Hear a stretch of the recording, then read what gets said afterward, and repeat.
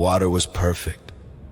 Hot enough to loosen the knots in my shoulders, cool enough to keep me awake.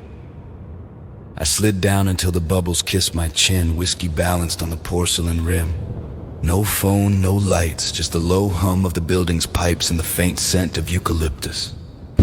I let my eyes drift shut. Work could wait. Everything could wait. Then the hum changed pitch, a vibration almost subaudible, threaded up through the drain and into my bones. I ignored it at first, old plumbing, nothing more. But the vibration grew teeth. It started in my left big toe, a pinch like someone had hooked a finger under the nail and tugged.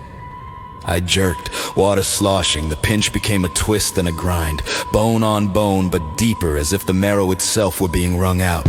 I sat up fast, my foot looked wrong, swollen, the skin glossy and tight, veins darkening to bruised purple. Before I could swear, the same pressure bloomed in my right calf. Muscles knotted, then softened, then knotted again like bread dough under invisible fists. I clawed at the flesh, it gave too easily, warm and spongy, then snapped back harder than before. A sound escaped me, half laugh, half sob, because this wasn't circulation. This was architecture collapsing. The change raced upward, my knees locked, joints fusing with wet clicks, thighs ballooned, pressing together until I couldn't tell where one ended and the other began.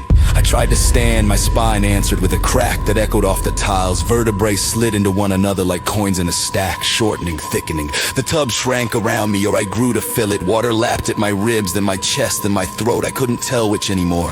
Panic tasted metallic. I thought of my daughter's science fair volcano, how the baking soda foam had overflowed the cardboard crater. That was me now. Something ordinary pushed past its limits, spilling everywhere. My arms folded inward, without permission, elbows vanishing into swollen curves.